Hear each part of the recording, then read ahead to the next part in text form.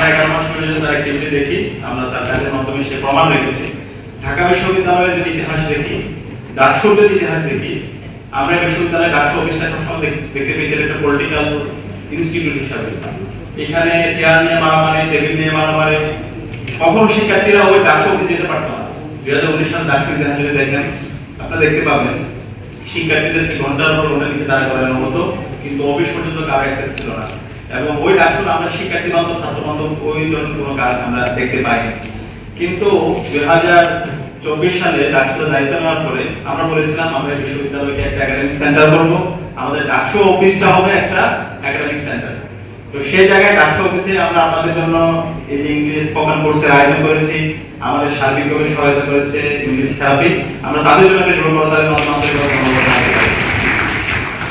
এবং এর পাশাপাশি আমরা অসংখ্য প্রোগ্রাম করেছি, স্কিল ডেভেলপমেন্ট কোর্স। আমাদের যারা গবেষক আছে, যারা গবেষণা করতে চায়, যারা একাডেমি থাকতে চায়, তাদেরকে নিয়ে আমাদের অনেক কোর্স হয়েছে। যারা দেশের বাইরে যেতে চায় তাদেরকে নিয়ে আমাদের হায়ার স্টাডিজ সেশন হয়েছে, আমাদের ফার্স্ট এইড মেডিকেল ক্যাম্প হয়েছে। আমরা চেষ্টা করেছি আমাদের যে শিক্ষার্থীরা আছে তাদেরকে প্রশিক্ষিত করার মাধ্যমে তাদেরকে আগামীর জন্য প্রস্তুত করা।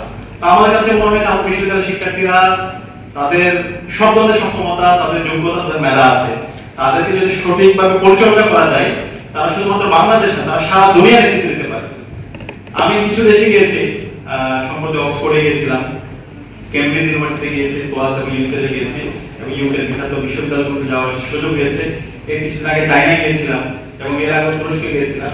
তো এই বিশ্ববিদ্যালয়গুলোতে যাওয়ার পরে আমার কাছে মনে হয়েছে আমাদের দেশে যে শিক্ষার্থীরা ওই দেশের শিক্ষার্থীদের চেয়ে আমাদের শিক্ষার্থীরা আরো বেশি থাকে। এবং আমাদের দেশের এই বিশ্ববিদ্যালয়, ঢাকা বিশ্ববিদ্যালয়ের শিক্ষার্থীরা যখন সে অক্সফোর্ডে যাচ্ছে, কেমব্রিজে যাচ্ছে অথবা অন্য কোনো দেশের বিশ্ববিদ্যালয়গুলোতে যাচ্ছে, সে ওখানে সেরা হচ্ছে। তো সে কেন পারছে? কারণ সেখানে চমৎকার একটা একাডেমিক পরিবেশ পেয়েছে, পড়াশোনার পরিবেশ পেয়েছে। আর আমাদের এই বিশ্ববিদ্যালয়ে 152 বছর ধরে আমরা বারবার স্ট্রাগল করছি, আমরা বারবার একই চক্রের মধ্যে দিয়ে যাচ্ছি। আমাদের বিশ্ববিদ্যালয় থেকে যে আউটপুট আসার কথা সেটা কেন আসছে না? এই বিশ্ববিদ্যালয়ের শিক্ষার্থীদেরকে যেভাবে পরিচর্যা করা দরকার, তাদেরকে যেভাবে স্কিলগত জায়গায় তাদের সফট স্কিল ডেভেলপ করার জন্য বিশ্ববিদ্যালয়ের জায়গা থেকে যেভাবে এফোর্ট দেওয়া দরকার, সেই জায়গায় সবসময় আমরা ঘাটতি দেখতে পেয়েছি। তো সেই জায়গা থেকে আমরা 11 মাস অল্প সময় আমরা চেষ্টা করেছি, আমরা বারবার বলার চেষ্টা করেছি বিশ্ববিদ্যালয়ের কাজ হচ্ছে পড়াশোনা করা, গবেষণা করা, চিন্তা করা, প্রশ্ন করা এবং শিক্ষার্থীদেরকে স্কিলগত জায়গায় তাদেরকে আরো বেশি তাদেরকে প্রশিক্ষিত করা এবং প্রযুক্তিগত জায়গায় তাদেরকে উৎকর্ষ সাধন করা। তো সেই জায়গা থেকে আমরা চেষ্টা করেছি, আমাদের এই কাজ করতে গিয়ে অসংখ্য আমরা বাধার সম্মুখীন হয়েছি। তারপরও আমরা রাত দিন এক করে আমাদের প্রত্যেক সম্পাদক, কার্যনির্বাহী সদস্য, আমাদের ফল সংসদে যারা নেতৃবৃন্দ ছিল, আমরা কাজ করেছি এবং শেষ পর্যন্ত আমরা কাজ করে যাব। আপনাদের জন্য একটা সপ্তাহের ক্যাম্পাস আমরা রেখে যাবো ইনশাআল্লাহ।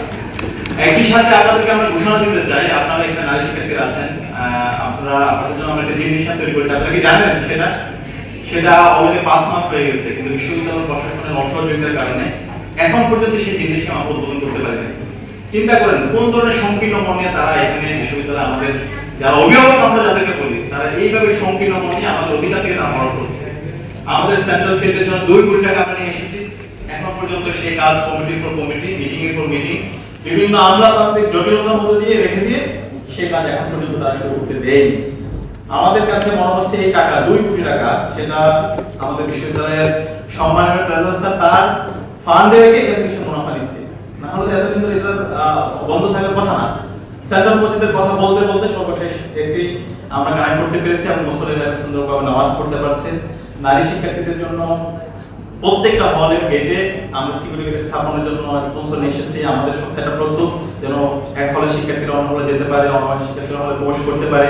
আপনাদের অভিভাবক যারা আছে তারা যদি আসে হল প্রবেশ করতে পারে। ওভারঅল সিকিউরিটি সিস্টেম ডেভেলপ করার জন্য আমরা যে ইনস্ট্রুমেন্টগুলো দরকার সেগুলো নিয়ে এসেছি, কিন্তু হল প্রশাসন এবং বিশ্ববিদ্যালয় প্রশাসনের অসহযোগিতার কারণে আমরা সেটা এখন পর্যন্ত সেটআপ করতে পারিনি।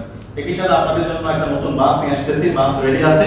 আশা করছি আপনাদেরকে সাথে নিয়ে খুব দ্রুত এই বাস ইকো বাসটা আমরা উদ্বোধন করবো, যেটা কবিসুফি কামাল হল থেকে একদম বঙ্গমাতা এবং মৈত্রী হল পর্যন্ত, যেটা সবসময় মুভমেন্টের মধ্যে থাকবে। তো আমরা চেষ্টা করেছি আমাদের সামর্থ্যের সবটুকু দিয়ে, আমাদের অনেক ঘাটতি আছে কিন্তু আমাদের আন্তরিকতার কোনো ঘাটতি নাই, আমাদের প্রচেষ্টার কোনো ঘাটতি নাই। আমরা চেষ্টা করেছি এবং ইনশাআল্লাহ যতটুকু আমরা থাকবো, যতদিন থাকবো, আমরা আপনাদের জন্য একটা নিরাপদ ক্যাম্পাস গড়ার জন্য আমরা কাজ করে যাব। আমরা যখন চলে যাব তখন আমরা আপনাদের পাশে থাকবো। আমি শুধু আপনাদেরকে একটা অনুরোধ করবো, আপনারা জুলাই বিপ্লবে যেভাবে শীত আলোচনা রেখেছেন, যেভাবে ফেসিবাদের বিরুদ্ধে কথা বলেছেন, যেভাবে এই ক্যাম্পাস থেকে ছাত্রলীগের সন্ত্রাসীদেরকে হটানোর মাধ্যমে এই ক্যাম্পাসগুলো সন্ত্রাস মুক্ত করেছেন, ভবিষ্যতেও যদি কেউ নব্য ফেসিস্ট হয়ে উঠতে চায়, ক্যাম্পাসে হলে যদি কেউ দখল করতে চায়, কেউ যদি গণরম গ্যাস্ট্রুম কালচার ফিরে নিয়ে আসতে চায়, সে যে হোক তার বিরুদ্ধে আপনারা যেন সবসময় সিদ্ধান্ত উঁচু রাখেন, সবসময় আপনারা ঐক্যবদ্ধভাবে আপনাদের যে বলিষ্ঠ কণ্ঠস্বর সেটা জারি রাখেন। সেটা যদি জারি রাখতে পারেন, ঐক্যবদ্ধ থাকতে পারেন, তাহলে এই ক্যাম্পাসে আর কখনো ফেসিবাদ ফিরবে না।